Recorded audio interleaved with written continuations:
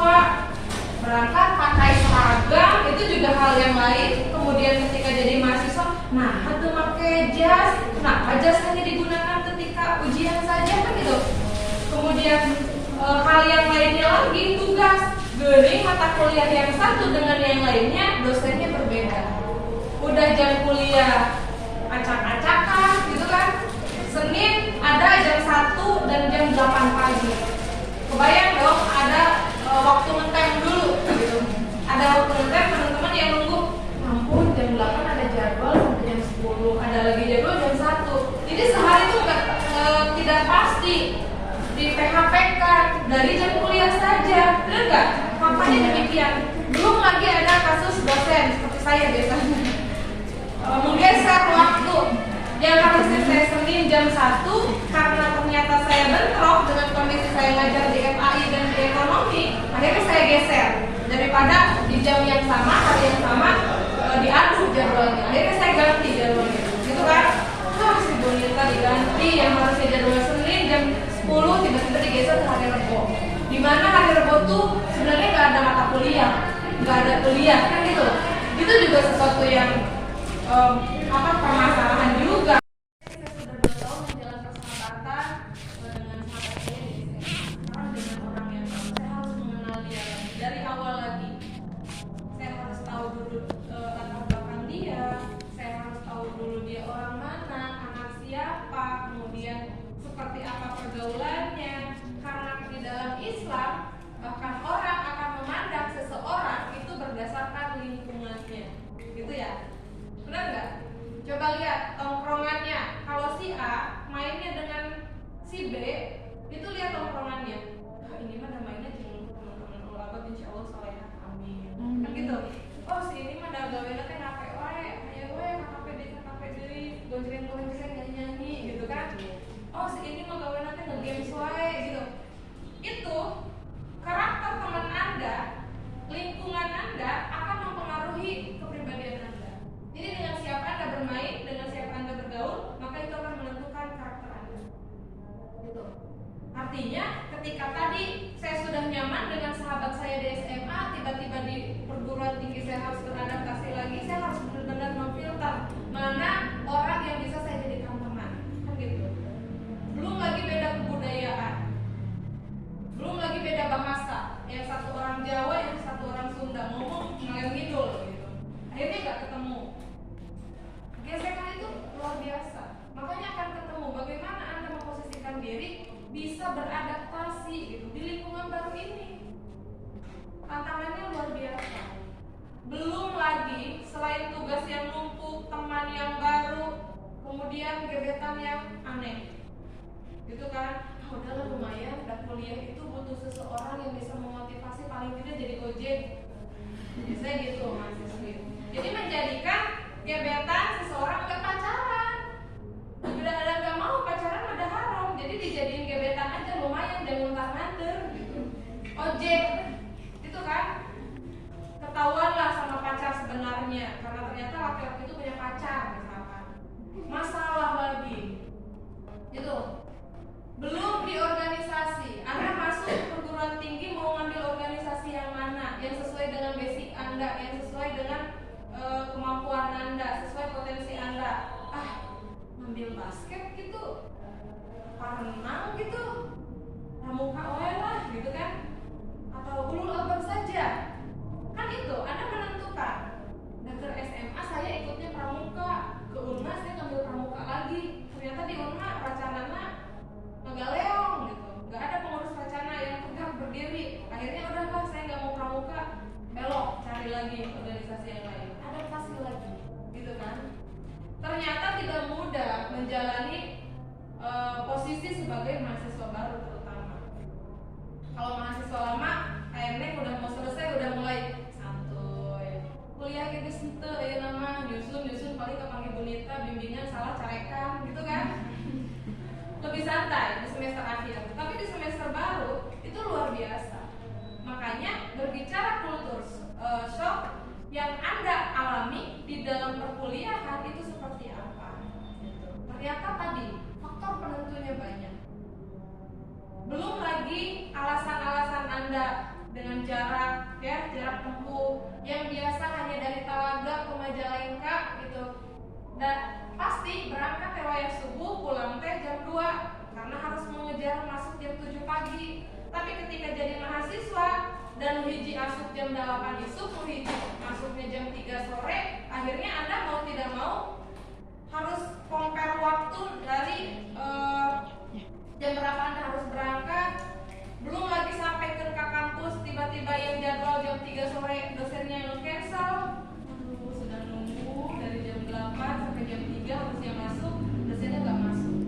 Akhirnya estimasi waktu banyak yang terbuang, waktu Anda banyak yang terbuang, kan gitu. Akhirnya apa? Itu yang menjadi beban buat Anda, menjadi sesuatu yang akhirnya Anda merasakan bahwa ini kuliahnya kalau skill ya. Jadi banyak faktor penentu yang membuat Anda sulit gitu. Posisi yang sulit.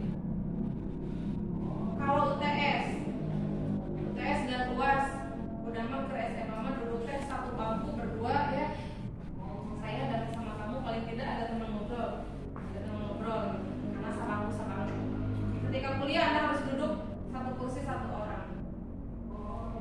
Pandai-pandai dicarikan ke dosen, gonjokan dicarikan. Akhirnya itu juga hal-hal yang baru yang Anda temui di perguruan tinggi, terutama di tugas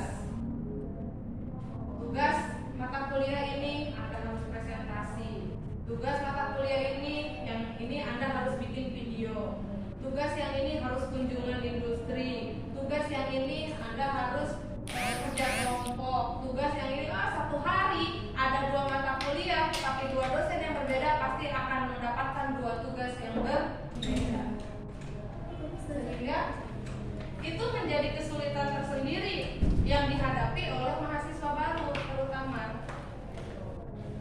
Nah, kemudian di dalam perjalanannya, faktanya proses adaptasi itu tidaklah mudah dilalui. Bagaimana kemudian Anda bisa berbaur dengan lingkungan, mengingat tadi tantangannya luar biasa. Fenomena yang terjadi, fakta-fakta yang dirasakan itu luar biasa. Nah, ada ciri-ciri bahwa Anda mengalami culture shock. Ada yang tahu?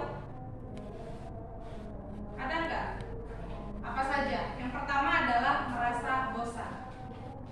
Jadi kalau ciri-ciri itu sudah nempel di diri Anda dengan rutinitas yang baru, saya merasa bosan gitu. Berarti itu Anda lagi kena sindrom culture shock. Kemudian yang kedua, menarik diri dari lingkungan baru. Karena beradaptasinya itu terlalu lama dan Anda merasakan benturannya yang dahsyat, akhirnya Anda menarik diri dari lingkungan. Udah bosan dengan begini-begini saja, kemudian tidak nyaman, akhirnya menarik diri dari lingkungan. Itu sudah salah satu sikap Anda yang menunjukkan Anda menyerah dengan lingkungan baru, karena Anda mengalami gejala itu. Kemudian yang ketiga itu diliputi perasaan tidak berdaya. Tidak berdaya, ya kumaha tuh jadwal dipindah-pindah tuh kumaha dosen. Ya udahlah ikut aja gitu. Kemudian saya kelas ini, kelas itu, mata kuliah yang berbeda juga kumaha dosen. Akhirnya ya udahlah ikut aja. Perasaan tidak berdaya, nggak bisa ngapa-ngapain gitu. Tugas seabrek pun ya udahlah terima, kerjakan, kan gitu. Akhirnya itu yang menjadikan salah satu atau beberapa ciri bahwa Anda mengalami sindrom tersebut. Selain itu ada mudah lelah hingga lebih sering tidur. Pernah nggak Anda pulang kuliah, aktivitas Anda gitu-gitu aja, datang ke kampus, duduk, mendengarkan dosen menerangkan, mengerjakan tugas, tapi datang ke rumah kayak habis maraton, kayak selonjoran, tidur, nyenyak, lelah yang berkepanjangan, yang ngerasa butuh sekali tidur lama, yang ngerasa butuh istirahat yang total. Nah, awas kalau Anda sedang mengalami gejala itu, berarti Anda salah satu mengalami sindrom tersebut. Ya. Selain itu, terlalu sering mengomentari budaya atau tradisi setempat. setik-setik nyalahkeun. Itu gara-gara dosen mah.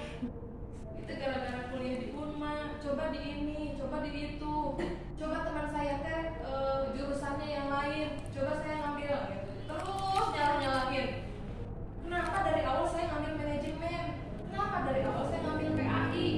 Kenapa saya nggak ambil teknik aja? Kenapa saya nggak ngambil PGSD saja?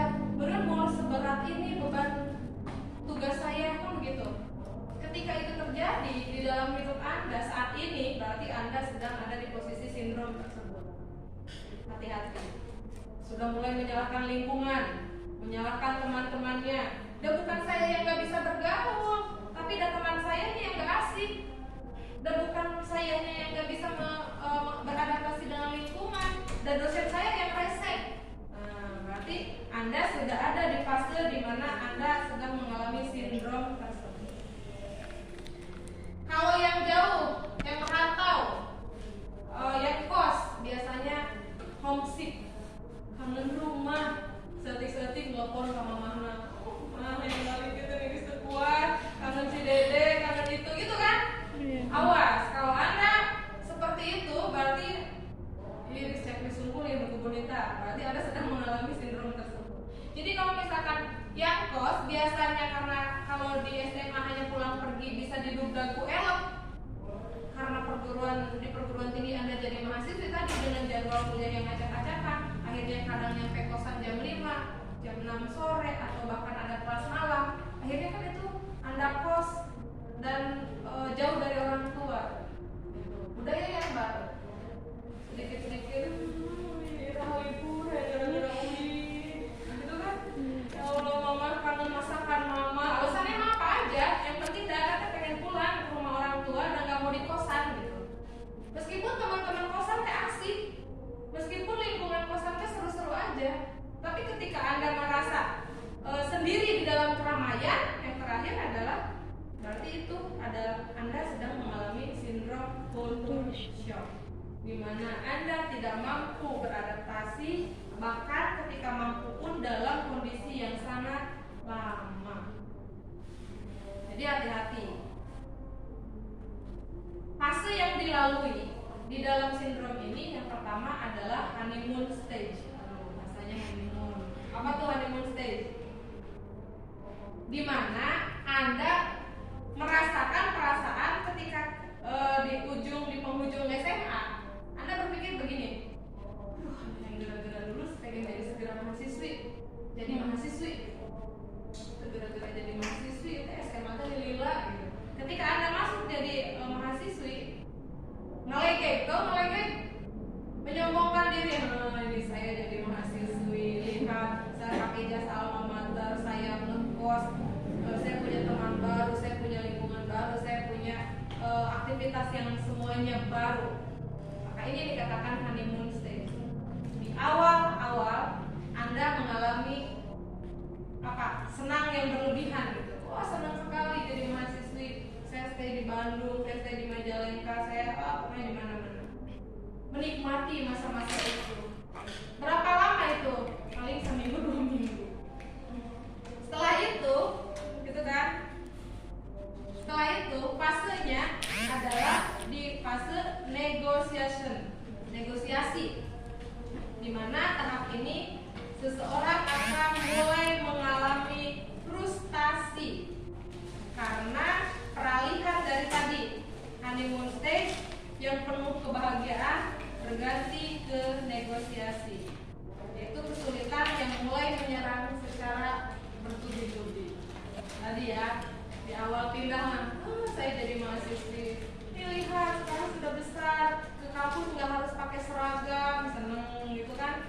Saya jadi mahasiswi, saya tinggal di kota dan lain sebagainya di lingkungan baru. Tetapi ketika fase itu sudah habis, maka Anda masuk ke fase negosiasi di mana tadi kesulitan-kesulitan yang saya sebutkan di awal mulai menyerang Anda. Tugas yang salah, teman yang itu asik, lingkungan yang baru yang tidak menyenangkan, atau bahkan dosen yang killer dan lain sebagainya. Itu masalah. Mulai Anda merasakan masalah-masalah yang dihadapi di perguruan tinggi. Kemudian fase selanjutnya setelah menghadapi permasalahan yang berat, tadi mah masih senang-senang, harus mulai liar dengan tugas-tugas. Kemudian masuk ke fase yang ketiga, adjustment stage, di mana setelah melewati kurang lebih setengah tahun, berarti 1 semester dulu Anda harus melewati ini, maka seseorang akan memasuki tahap penyesuaian. Nah, disinilah fase di mana kultur shock Anda akan mulai luntur. Ya, jadi memang ada tahapannya, menjadi mahasiswa baru itu nggak mudah. Jadi di fase kedua yang terberat sebenarnya yang saat ini Anda rasakan untuk mahasiswa baru, karena mulai peralihan dari honeymoon stage ke negotiation itu. Kalau setelah negotiation itu Anda sudah masuk ke fase yang ketiga, maka Anda sudah mulai berdamai. Sedikit demi sedikit sudah mulai berdamai, sudah mulai terbiasa dengan kultur Anda yang harus mengerjakan tugas deadline, yang harus masuk kuliah jam 7, ayah tiba-tiba ayah di jadwal jam 5 sore. Itu sudah mulai terbiasa. Setelah berapa? 6 bulan. Jadi kalau Anda sekarang kuliah baru 3 bulan, baru 4 bulan, ya belum apa-apa. Berarti Anda masih di fase yang nomor 2, di fase di mana Anda mendapatkan permasalahan yang bertubi-tubi, masih sulit untuk menyesuaikan diri gitu, di dalam kehidupan Anda menjadi seorang mahasiswi. Kemudian di fase keempat yaitu fase adaptasi. Nah, fase keempat ini biasanya sudah memasuki usia usia Anda dalam menjalani seorang mahasiswa itu sudah hampir setahun. Maka itu sudah beradaptasi, sudah benar-benar mulai luas gitu. Nah, kalau Neng sekarang semester berapa? 7. Semester 7. Semester 7 itu sudah di fase yang terakhir, sudah di fase yang adaptasi. Dia sudah bisa berbaur, melebur dengan lingkungan. Karena sebentar lagi juga selesai. Biasanya manusia normal gitu bisa melewati itu selama 1 tahun. Jadi 1 tahun beradaptasi, tapi kembali lagi kepada diri masing-masing. Karena ada tipe orang yang lebih mudah membaur, lebih mudah beradaptasi dengan orang lain. Kemudian yang ketiga adalah bagaimana cara kita supaya tidak terjebak pada sindrom kultur shock tersebut. Maka langkahnya adalah yang pertama, mempelajari daerah tujuan. Kalau Anda yang tadinya orang Lemah Sugih, yang tadinya orang Cirebon, yang tadinya orang Indramayu, yang tadinya orang Sumedang, yang tidak terbiasa di Majalengka Kota, Anda pelajari dulu. Oh, di Majalengka Kota mah begini, ternyata tempat makannya dekat-dekat, kemudian tempat hiburannya ada apa saja, kemudian keagamaannya ada apa saja, kemudian penunjang lain ada apa saja. Nah, itu kita untuk meminimalisir supaya kita tidak mengalami kultur shock yang parah. Jadi ketika kita masuk di fase yang kedua itu, teman-teman nggak terlalu kaget karena sudah tahu, oh nanti memang akan seperti ini. Kalau di dalam bahasa geografi itu namanya pemetaan. Jadi dipetakan dulu lah, saya nanti akan kosnya di sini supaya dekat ke tempat makan, supaya dekat ke kampus gitu kan, biaya kosnya murah dan lain sebagainya. Itu adalah langkah pertama supaya Anda tidak terlalu parah dalam mengalami kultur shock tersebut. Kemudian yang kedua, menghafal lokasi-lokasi penting. Jadi kalau tadi sudah menentukan pemetaan dulu, Anda harus hafal. Oh iya, kalau dari kampus, kalau saya mau pulang ke Cirebon, saya harus naik mobil apa, berhentinya di mana, mobilnya warna apa, jam berapa, gitu kan? Atau lokasi saya buat ngelondri baju yang jaraknya sekian kilometer yang dekat dengan kosan saya di mana, gitu. Atau tempat-tempat yang strategis yang mungkin bisa Anda lalui. Maka itu adalah langkah kedua, menentukan lokasi-lokasi yang penting yang nantinya akan menjadi mahasiswa nanti. Kemudian yang ketiga, tidak membandingkan daerah, di mana akan berbeda tempat tinggal Anda dengan tempat yang sekarang. Kebayang nggak? Kalau dulu Anda tinggal di Cirebon, kemudian sekarang tinggal di Majalengka, Anda membandingkan budayanya, Anda membandingkan wilayahnya, suhu dan lain sebagainya, ya geus moal jadi, geus moal betah gitu kan? Nyampe ke kosan, Majalengka teh geuning panas, Majalengka tuh banyak debu, kemudian teman-temannya begini, karakternya seperti itu. Ya kalau Anda terus banding-bandingkan wilayah Anda, tempat tinggal Anda dengan wilayah tempat tinggal Anda yang baru selama jadi mahasiswa, ya itu hanya akan memperparah kondisi Anda. Jadi tidak boleh membandingkan wilayah tersebut. Kemudian selanjutnya, ini yang paling penting, menjalin relasi. Bagaimana cara Anda menjalin relasi? Salah satunya, jangan jadi mahasiswa yang kupu-kupu, kuliah pulang. Paling tidak Anda ikut bergaul dengan teman Anda, ikut di UKM, mau ulul albab, mau yang lainnya. Untuk apa? Menggali potensi Anda, supaya Anda bisa menjalin relasi. Kan paling tidak hanya sebatas teman sekelas. Ketika Anda bergaul dengan teman Anda, saya ikut pramuka, saya punya teman baru di pramuka. Akhirnya kan punya relasi yang baru. Saya ikut ulul albab, saya punya teman baru di ulul albab. Akhirnya punya relasi yang baru. Jadi tidak selesai hanya dengan sebatas sekotak kelas, teman sekelas saja. Tapi coba Anda out of the box. Anda harus keluar, harus mengeksplor seluruh kemampuan Anda untuk bisa menjadi diri Anda sendiri. Gitu. Karena potensi setiap orang itu berbeda. Nah, selain menjalin relasi, maka tadi out of the box, membuka pikiran Anda. Jadi jangan sampai terkungkung dengan hal yang itu-itu saja. Kalau misalkan Anda berpikir sempit, ya kejadiannya akan demikian. Kalau misalkan Anda ingin upgrade gitu, menjadi diri Anda menjadi yang lebih baik, maka Anda harus berpikir keluar, out of the box. Kalau misalkan hanya begitu-begitu saja, ya yang akan Anda dapatkan begitu-begitu saja. Kemudian bagaimana kita sebagai seorang muslim bisa beradaptasi dengan lingkungan yang baru. Azan dulu ya.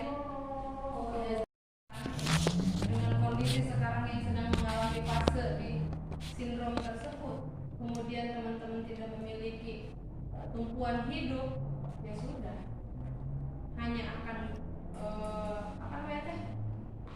gegelendang. Gegelendang itu bahasa Indonesianya menggerutu.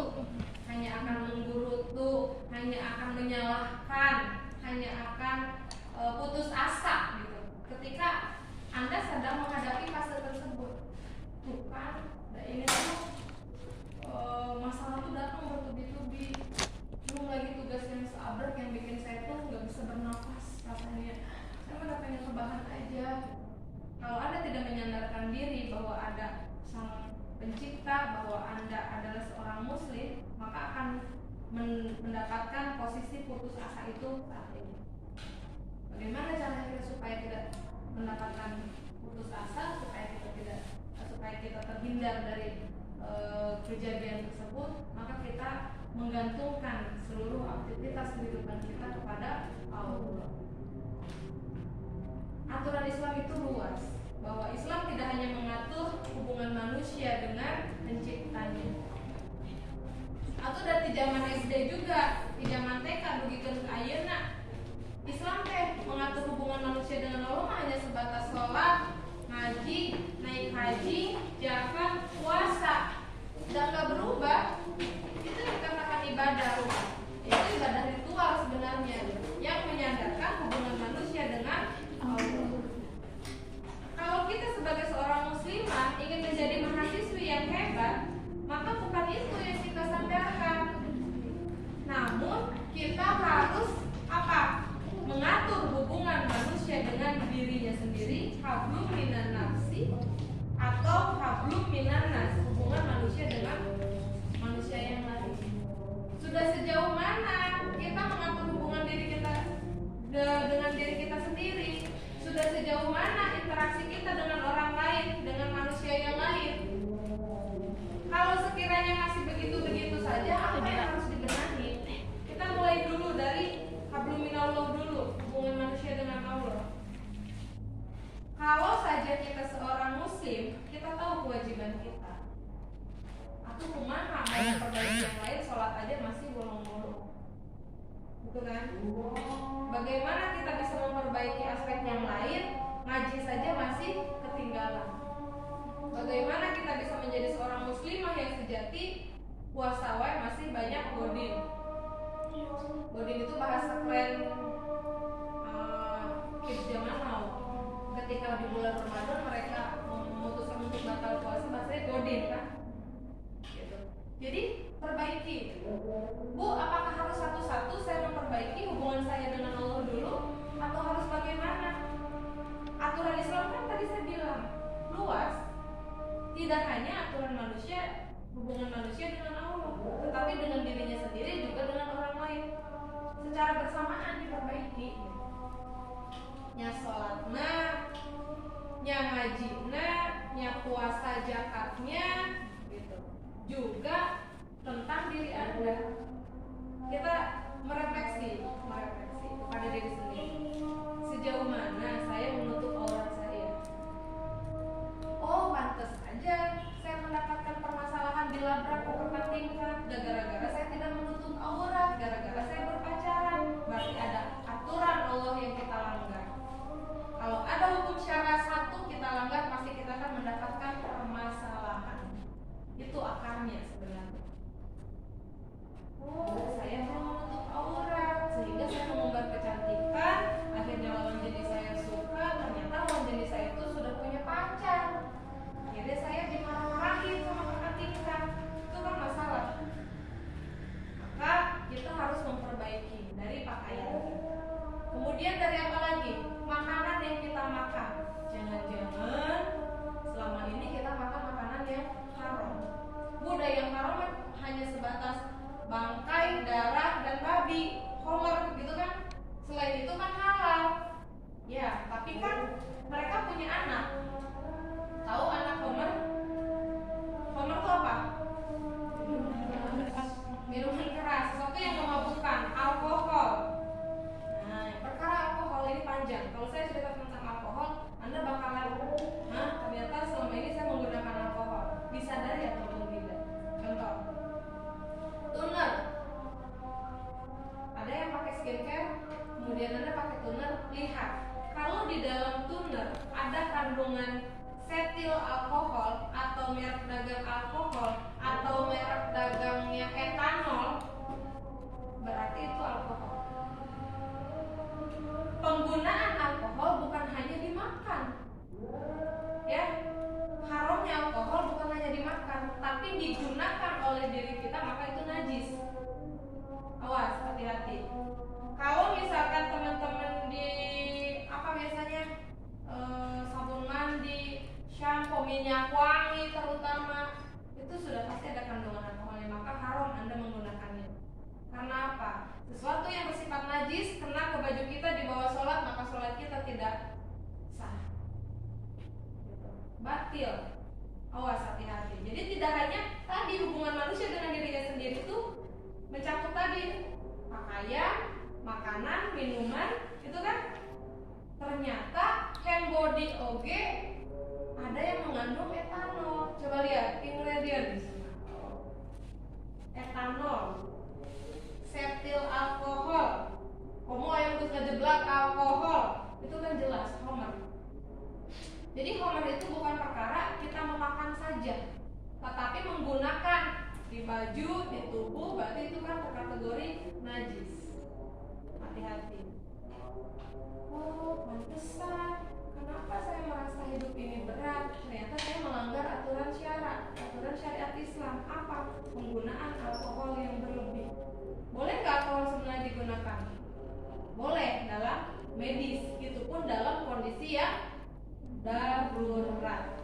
Kalau masih bisa pakai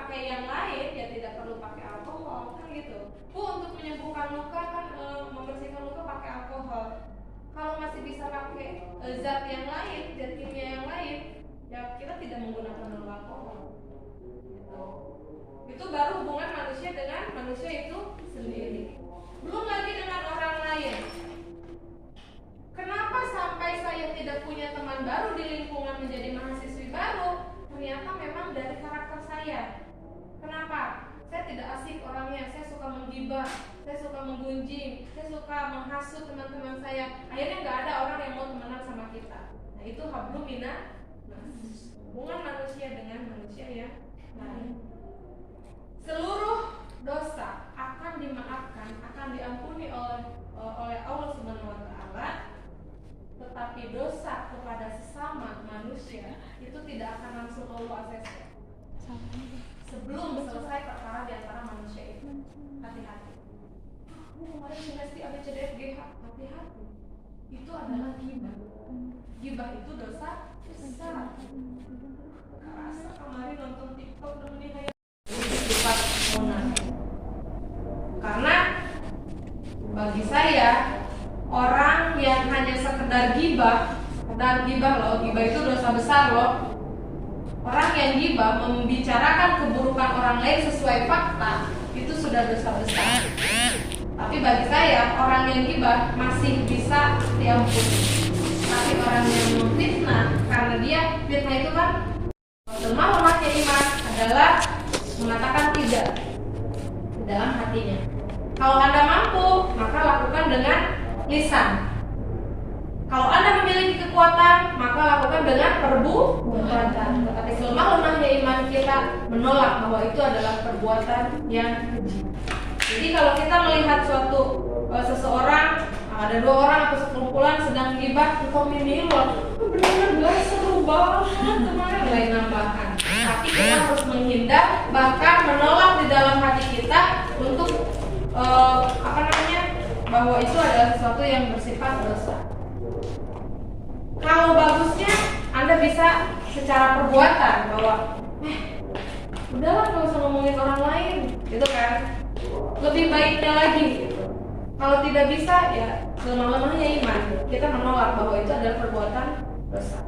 Kan demikian. Akhirnya bagaimana seorang muslim terhindar dengan itu semua? Maka Anda harus meminta maaf secara langsung kepada orang yang sudah Anda gibahi. Wah, hati-hati. Kadang gibah itu gak kerasa. Si A, ABCD, si B, F, G, H, nimbrung, tambah rame, tambah seru, digulaan, digareman, cocok-cocok, mantap. Akhirnya kemana saja? Itu gibah. Tanpa disadari. Selesai dengan apa? Meminta maaf. Terus maknya kudu, maaf ya kemarin aku ngomongin kamu harus dijotos sama gelut sekalian kan gitu. Jadi harus bagaimana? Kalau memang tidak mampu mengutarakan bahwa kamu sudah diomongkan, sudah digibahi kemarin, maka cukup meminta maaf tanpa harus menyebutkan permasalahannya apa atau kesalahannya apa. Salaman, saya mohon maaf apabila saya memiliki kesalahan secara general, tanpa menyebutkan bahwa kemarin saya udah ngomongin kamu gitu. Tapi kita meminta maaf, kemudian orang yang kita gibahi ridho memaafkan kita, maka insya Allah ketika kita tobat, Allah akan mengampuni tobat kita dan akan menerima tobatnya kita, karena kita sudah berusaha. Jadi berbicara aturan Islam itu luas, ya. Tadi hubungan manusia dengan pencipta, hubungan manusia dengan dirinya sendiri, dan hubungan manusia dengan orang lain. Maka ketika 3 poin itu sudah kita dapatkan, sudah berjalan sesuai dengan koridor yang Allah tetapkan, dengan yang Allah perintahkan, kemudian kita menjauhi seluruh larangan yang Allah larang, maka insya Allah hidup kita akan berkah. Bye-bye itu kultur show, gak akan ketemu sama yang namanya mengeluh dengan kehidupan ini. Kalau ngerasa, hidup tuh capek, hidup tuh menderita, hidup tuh sedih dan lain sebagainya, ya karena memang dunia tempatnya berkeluh kesah, dunia tempatnya capek-capean, dunia tempatnya Anda sedih-sedihan. Karena yang kekal, yang abadi, kebahagiaan Anda yang hakiki, hanya di surga Allah. Pertanyaannya, pertanyaannya, sudah sejauh mana kita mengejar ridho Allah untuk bisa masuk ke surga Allah? Kalau anak saya bilang begini, Bu, ini mau masuk pintu tengah. Untuk apa pintu tengah? Untuk masuk surga. Apa pintu tengah tuh? Pintu berbakti kepada ibu. Itu anak saya yang kecil, usia 3 tahun. Kenapa? Karena dia betapa ingin masuk surga dengan beban yang lebih mudah, gitu kan? Karena kunci-kunci yang lain belum tentu dia bisa dapatkan kan? Jadi dia memilih untuk memasuki surga dengan pintu yang kuncinya adalah berbakti kepada saya sebagai orang tuanya. Masya Allah. Anak usia 3 tahun setengah. Kemudian teman-teman yang sekarang notabene usianya di atas 17 tahun, ya, yang sudah menanggung dosa sendiri, yang sudah punya catatan amal sendiri, sudah sejauh mana Anda memperjuangkan kunci surga itu, dan lewat jalur pintu yang mana yang akan Anda raih. Karena ada beberapa kunci menuju pintu surga yang akan kita raih. Cita-cita ingin masuk surga, kerjaan, maksiat, bagaimana kita bisa menjangkau itu kan? Maka balik lagi, sudah sejauh mana? Dan yang tahu keimanan kita seberapa tinggi dan seberapa rendah hanya diri kita sendiri. Bahkan orang tua kita pun tidak akan mengetahui seberapa besar iman kita. Tetapi diri kita sendiri mampu mengetahui seberapa dalam sifat munafik di dalam diri ini, berapa dalam keimanan saya kepada Allah, seberapa dalam pergaulan saya selama ini merugikan orang lain atau tidak. Jadi jangan menjadi muslim menyebalkan. Yang bagaimana yang menyebalkan? Kayak menyebalkan. Dibalik pakaiannya yang tertutup itu ternyata dia memberikan hal-hal yang negatif, bahkan melakukan hal-hal yang bersifat maksiat yang merugikan dirinya sendiri bahkan orang lain. Ada dekat tinggalin, ada nanaon di kampus mah, nanaon di kerudungnya kampus ngumpul, tapi si tinggal itu bulita, bisa kurangan nilai, yang artinya sih C, mana bulita nilai pertama dari akhlak, gitu kan? Dari adab, kalau saya nggak kerudung mesti nilainya D. Kemudian di luar itu Anda pas kerudung dan dari wanita, berarti sejauh itu keimanan Anda kepada Allah. Bukan karena takut oleh saya, bukan karena takut oleh orang tua Anda, tapi lebih kepada ketaatan Anda kepada Allah Pencipta.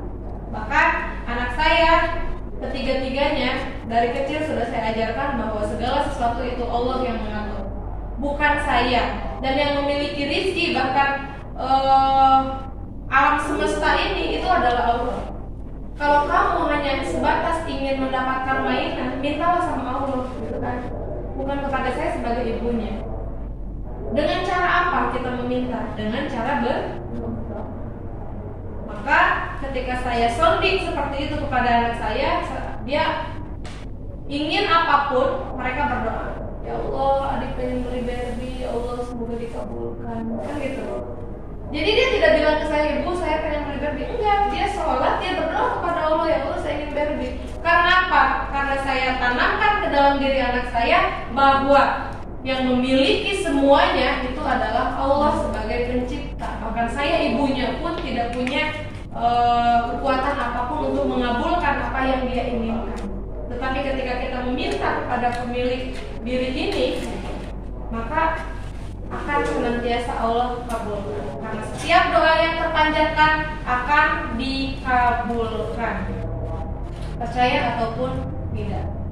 Tidak sekarang mungkin nanti, kan gitu. Balik lagi bahwa sebagai seorang muslim kita harus tahu dari mana kita berasal. Dari mana kita berasal? Dari ibu bapak, dari rahim ibu kita. Kalau di biologi mah dari sel zigot, gitu kan? Kalau dalam ilmu terbuat dari tanah, saripati tanah.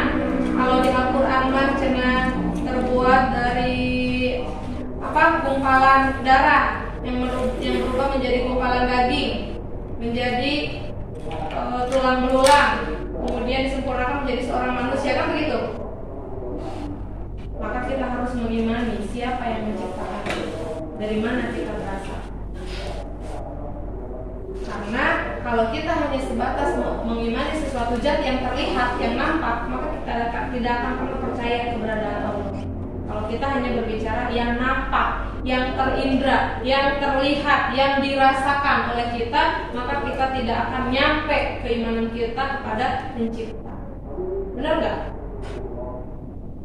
Coba, bagaimana kita bisa tahu bahwa meja ini diciptakan oleh orang lain? Gimana caranya? Ini meja ada yang bikin nggak? Ada kan? Mau ujung-ujung jadi meja, berarti ada penciptanya, benar nggak? Kita bisa yakin ini meja ada yang menciptakan karena apa? Karena kita melihat wujud meja ini, gitu kan? Begitupun seorang manusia mengimani penciptanya. Kita bisa mengimani posisi Allah itu ada dengan apa? Dengan keberadaan makhluknya. Oh, ada saya, ada teman-teman, ada bulan, ada matahari, ada tumbuhan, ada hewan. Itu adalah ada yang menciptakan. Benar nggak? Kita tidak perlu memikirkan siapa yang menciptakan, seperti apa wujudnya, dan kita juga nggak tahu yang membuat meja itu saha, ibu-ibu kah, bapak-bapak kah, aa kah, mamang-mamang kah, kan gitu. Begitupun Allah, kita nggak perlu tahu seperti apa wujudnya Allah, tapi kita imani dengan keberadaan kita sebagai makhluknya. Kita imani dengan adanya muka bumi ini, bahkan planet-planet, bahkan matahari, itu adalah adanya pencipta, gitu kan? Maka dengan begitu kita akan tahu bahwa kita hanya seorang makhluk, dan sifat makhluk itu lemah dan terbatas. Kenapa saya katakan lemah dan terbatas? Anda punya telinga? Cuk salah. Pernah melihat telinga? Pernah kelihatan emang telinga Anda? Kelihatan jembari macam. Itu lemahnya manusia. Anda tahu punya telinga, tapi Anda nggak pernah bisa melihat telinga di mana letaknya. Kalau tidak dengan bantuan cermin. Makanya manusia itu lemah dan terbatas. Reksa sombong-sombongnya Anda menjadi seorang manusia, melihat telinga sendiri aja nggak bisa, sobrek kumaha dan nggak akan kelihatan. Harus bantuan orang lain, harus bantuan alat. Ada cermin baru kita bisa, oh ini telinga bentuknya seperti ini, kan gitu. Maka itu sudah menunjukkan bahwa manusia itu lemah dan terbatas. Apalagi ketika ada seseorang memiliki jabatan, kejadian kemarin apa? Real, sama tuh ya. Oh itu yang saya sampai nangis bombay setiap lihat beritanya. Seorang Ridwan Kamil, gubernur, memiliki kekuasaan, memiliki kekuatan, memiliki harta yang berlimpah. Saya yakin bukan orang yang terboga duit, tapi dengan kekuasaannya, dengan hartanya tidak bisa menyelamatkan satu nyawa seorang Eril. Benar nggak? Karena ternyata nyawa itu milik Allah. Setinggi apapun jabatan dia, sebanyak apapun harta yang dia miliki, tidak akan bisa membeli satu nyawa yang hilang. Ketika Allah sudah berkehendak, apapun akan terjadi. Jadi apa yang bisa kita sombongkan di dunia ini? Jika nyawa saja itu milik Allah. Jadi dari mana kita berasal? Maka Allah yang menciptakan. Untuk apa kita hidup di dunia ini? Ada yang tahu nggak? Untuk beribadah. Jelas bahwa Allah menciptakan jin dan manusia semata-mata hanya untuk beribadah kepada Allah. Kemudian kita dengan sombongnya tidak mau beribadah, kita dengan sombongnya merasa sudah mendapatkan segala yang kita inginkan di dunia. Apa yang bisa kita tanggung jawabkan di hadapan Allah? Sementara segala sesuatu yang kita dapatkan di dunia, yang kita lakukan dengan perbuatan kita, dengan sadar kita melakukannya, maka Allah akan mintai pertanggungjawabannya di hari akhir nanti. Jadi apapun tindakan kita, ucapan kita, perbuatan kita, itu akan Allah mintai pertanggungjawabannya. Hati-hati. Jadi dalam bertindak, dalam melakukan aktivitas dalam kehidupan ini, kita harus sangat hati-hati. Jangan sampai kita menyinggung orang lain, jangan sampai kita menyakiti orang lain. Apalagi kita berani menghasut, memfitnah, itu sudah sangat jahat. Dan tidak perlu kita menyombongkan karena memiliki grade seorang mahasiswa akhirnya saya mahasiswa akhirnya ada sekolah SMK, saya mah sudah mahasiswa, nggak perlu seperti itu. Karena ada fasenya setiap manusia, ada fasenya setiap orang akan mengalami tahapan-tahapan di dalam hidupnya. Hanya bagaimana kita berlomba-lomba untuk tetap beribadah di jalan Allah, untuk melakukan kegiatan ibadah selama masa hidup kita. Karena Allah dari mana kita berasal, untuk apa kita hidup, dan akan kemana setelah kehidupan ini. Kalau kita mampu menjawab 3 pertanyaan ini, maka insya Allah kita akan masuk surga. Sekedar itu saja Bu, semudah itu, tentunya dengan menjalani apa yang kita ketahui. Apa kuncinya? Akidah Islam, ya, kepercayaan Anda terhadap Islam, seberapa jauh Islam mengatur kehidupan kita. Buddha Islam yang saya tahu hanya mengatur ibadah saja. Benih tadi Ibu menjelaskan mengatur hubungan manusia dengan manusia lain, dengan manusia itu sendiri. Berarti kan dengan manusia lain itu bermuamalah. Muamalah tuh nggak sempit, bukan hanya sekedar jual beli di pasar. Muamalah tuh berpolitik, berbudaya. Tadi bagaimana kita seorang muslim bisa beradaptasi dengan lingkungan baru, membawa budaya yang baru, masuk ke dalam budaya yang baru, tetapi tidak meninggalkan budaya yang lama. Maka tadi bahwa kita memiliki budaya Islam, dimanapun kita berada, terapkan budaya Islam itu, sehingga Anda akan mulai luntur sindrom kultur shocknya itu. Dan saya mah dimanapun berada, ya pokoknya saya memegang teguh bahwa aturan hidup saya begini, saya harus begini, berinteraksi dengan orang harus seperti ini, tetap baik. Walaupun orang menyakiti kita bertubi-tubi, walaupun orang lain memfitnah kita, selama kita diperintahkan untuk berbuat baik, ya kita lakukan. Jadi bawa kultur Islam kita, kebudayaan Islam kita kemanapun kita berada. Insya Allah itu akan mengurangi gesekan sindrom tersebut. Jadi Anda tidak lagi merasa sulit beradaptasi dengan orang lain, tapi jalinlah persahabatan Anda, jalinlah kebersamaan Anda dengan jalinan Islam. Bahwa kita sama-sama basicnya, latar belakangnya adalah orang muslim yang memiliki aturan yang sama, yang memiliki tujuan hidup yang sama. Jadi akan kemana setelah kehidupan ini? Mau kemana? Surga. Semua orang akan menjawab yang sama. Saya ingin meninggal, kemudian saya memilih untuk tinggal selama-lamanya kelompok ya di surga. Kemudian bagaimana kita bisa menggapai surga itu? Maka kita harus melewati fase di dunia yang tadi beribadahnya. Kita nggak bisa ujug-ujug masuk surga kalau ibadah di dunianya kita leka-leka. Kita nggak bisa masuk surga mencapai tujuan akhir kita kalau di dunianya kita masih seperti ini saja.